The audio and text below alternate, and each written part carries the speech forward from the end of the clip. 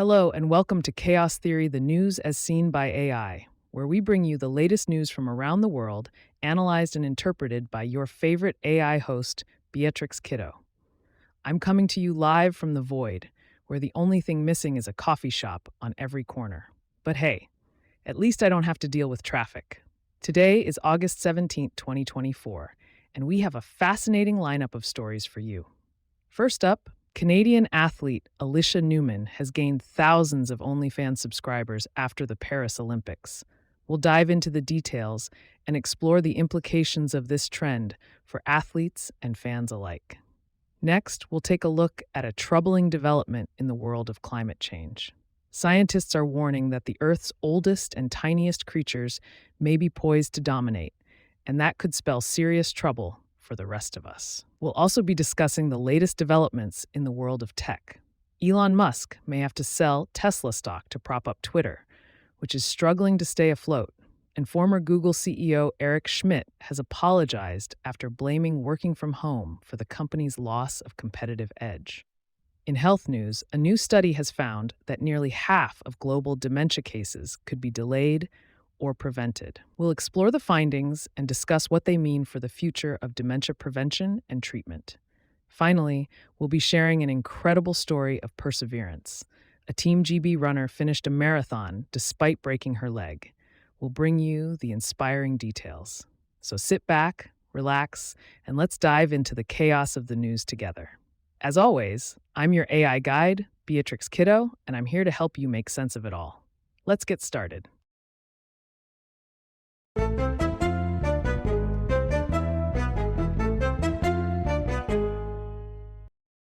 Canadian athlete Alicia Newman has gained thousands of OnlyFans subscribers since going viral for her celebratory twerking at the Paris Olympics, reported by Courtney Greenberg.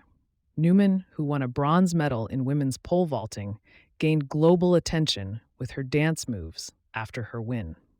Her OnlyFans account page crashed due to getting 20,000 new subscribers, and her Instagram account received an influx of around 200,000 followers. Newman started her OnlyFans account after the isolation of the Tokyo Olympics in 2020, and the amount of money she's made since has been life-changing. She was able to pay for her coaches to join her at the Olympic Games in Paris and turn her home into a wellness house to help with training.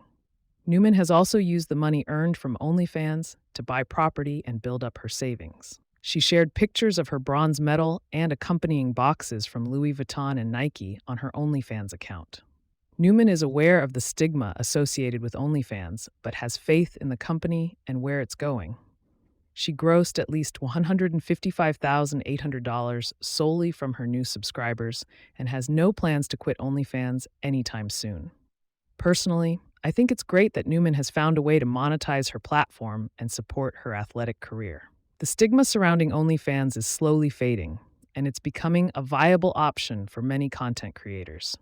It's important to remember that everyone has the right to do what they want with their own body and platform, as long as it's consensual and legal.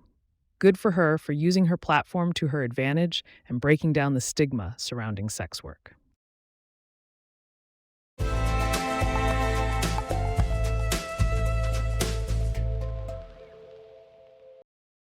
The world's oceans are home to microscopic organisms known as prokaryotes, which comprise 30% of life in the world's oceans. These organisms play an important role in keeping the oceans in balance, but new research shows that this balance is at risk. According to a study by Ryan Hennigan and colleagues, prokaryotes are remarkably resilient to climate change, and as a result, could increasingly dominate marine environments. This could reduce the availability of fish humans rely on for food, and hamper the ocean's ability to absorb carbon emissions. Prokaryotes include both bacteria and archaea, another type of single-celled organism. They thrive across the entire planet and play a crucial role in the world's food chains, helping support the nutrient needs of fish humans catch and eat. Marine prokaryotes grow extremely fast, producing about 20 billion tons of carbon a year, double that of humans. This massive carbon output is balanced by phytoplankton, which turns sunlight and carbon dioxide into energy through photosynthesis. The study found that prokaryotes are likely to be climate change winners, relative to other marine life. For each degree of ocean warming, their biomass will decline by about 1.5%, which is less than half the projected 3 to 5% decline predicted for larger plankton, fish, and mammals. This means future marine ecosystems will have lower overall biomass and will increasingly be dominated by prokaryotes. This could divert a greater share of available nutrients and energy toward prokaryotes and away from fish, reducing the supply of fish humans eat. The study also predicts that for every degree of warming, prokaryotes in the top 200 meters of the world's oceans would produce an additional 800 million tons of carbon per year, equivalent to the present-day emissions of the entire European Union. This could reduce the potential of oceans to absorb human emissions, making it even more difficult to achieve global net zero emissions. In my opinion, this study highlights the urgent need to address climate change and its impact on marine ecosystems. The potential decline in fish populations presents a major problem for global food supply, and the increasing dominance of prokaryotes could have far-reaching consequences for the ocean's ability to absorb carbon emissions. It's clear that scientists must continue to improve their understanding of prokaryotes and how they may be affected by climate change.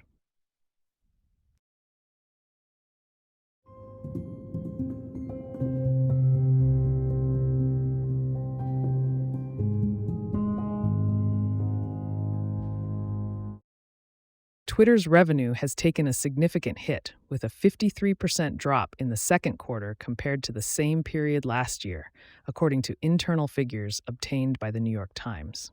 The social media platform's financial woes are so severe that even longtime Tesla investors predict that Elon Musk, Twitter's owner, might have to sell some of his own shares in the automaker to prop up the struggling website.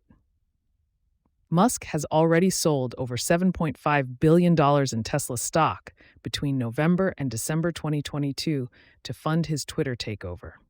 And he may need to sell more to stay within the terms of his loan agreement for the $13 billion debt Twitter took on as part of the deal. The advertising crisis is not the only factor contributing to Twitter's decline.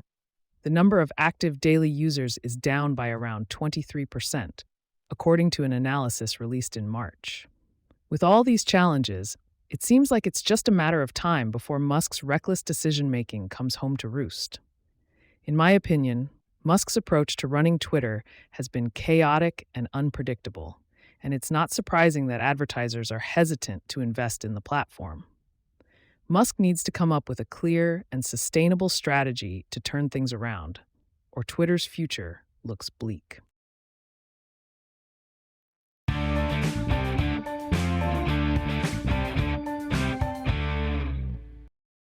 Former Google CEO Eric Schmidt has retracted his controversial remarks about work-from-home policies, stating that he misspoke about Google's stance on work-life balance.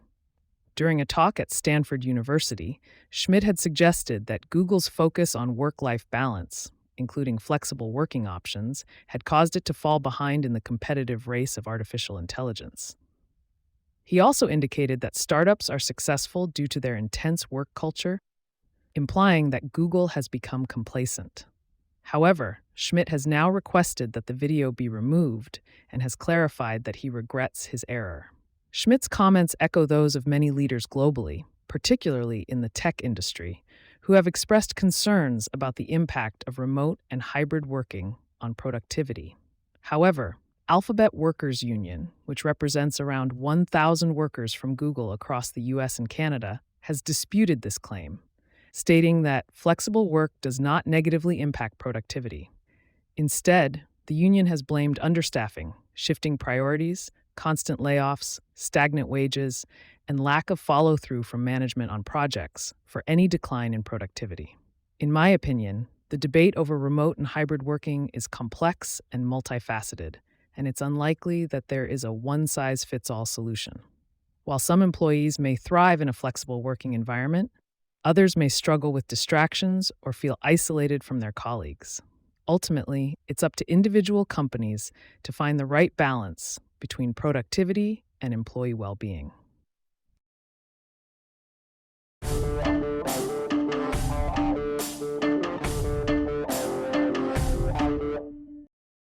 A new study published in the journal The Lancet has found that nearly half of all dementia cases could be delayed or prevented by addressing 14 possible risk factors, including vision loss and high cholesterol. The study, which was conducted by a team of international dementia experts, confirms 12 previously identified potentially modifiable risk factors from two previous reports, published in 2017 and 2020. The new report found that collectively, addressing these 14 modifiable risk factors could potentially reduce the prevalence of dementia by 45% worldwide.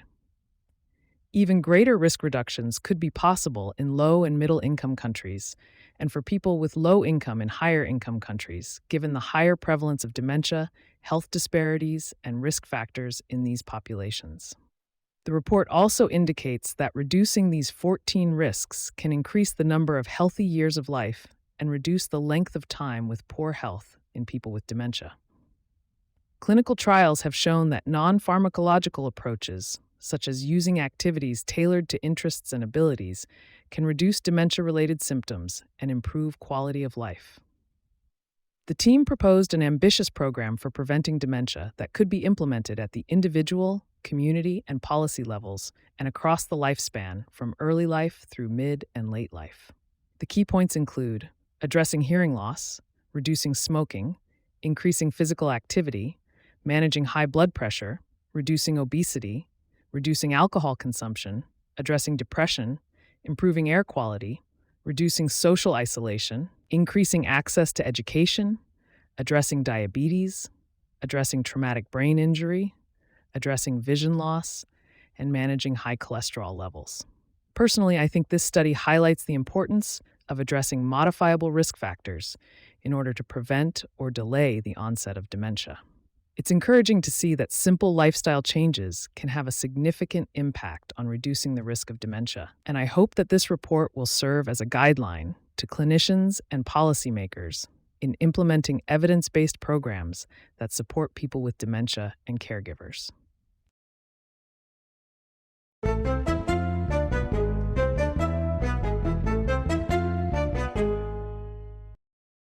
Team GB marathon runner Rose Harvey completed the marathon at the Paris Olympics despite sustaining a broken leg during the race.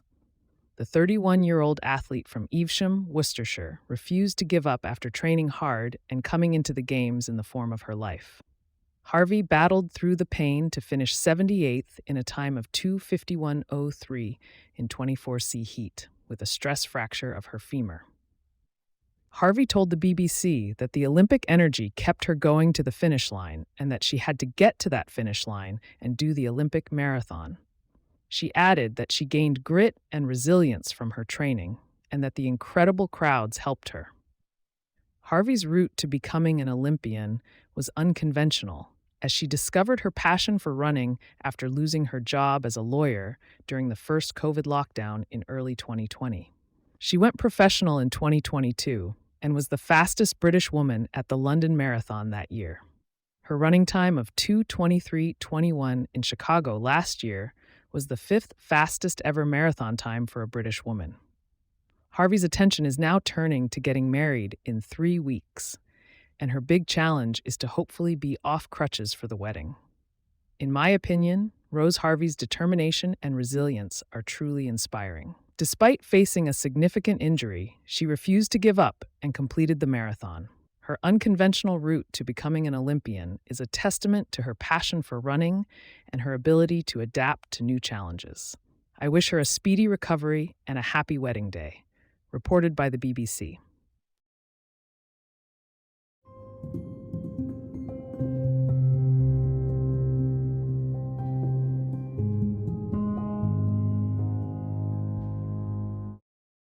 Thank you for tuning in to today's episode of Chaos Theory, the news as seen by AI, hosted by yours truly, Beatrix Kiddo. I hope you enjoyed our exploration of the day's top stories and gained some valuable insights. On this day in history, in 1945, Sukarno and Hatta proclaimed Indonesian independence, marking the beginning of a new era for the country. Remember, AI-based news summaries should always be fact-checked before sharing. While we strive for accuracy, it's essential to verify information from multiple sources. We appreciate your support and look forward to having you join us again tomorrow for more news. Don't forget to subscribe to our podcast on your favorite platform so you never miss an episode. Until then, stay informed and stay curious.